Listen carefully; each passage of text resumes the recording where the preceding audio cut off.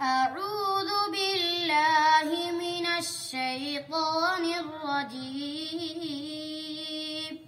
بسم الله الرحمن الرحيم. يا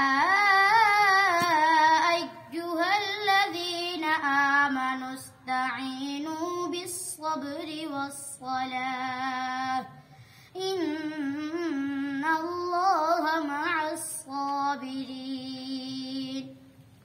ولا تقولوا لمن يقتل في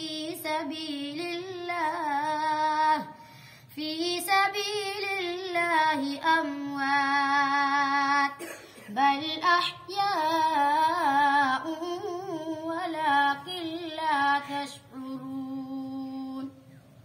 ولنبلونكم بشيء من الخوف والجوع ونقص من الأموال والأنفس والثمرات وبشر الصابرين الذين إذا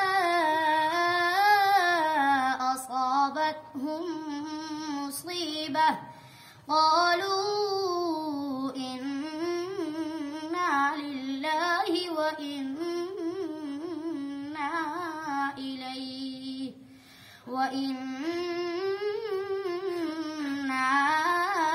إليه راجعون.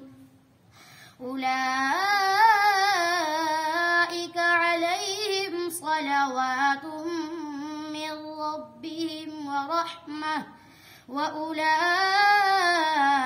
هم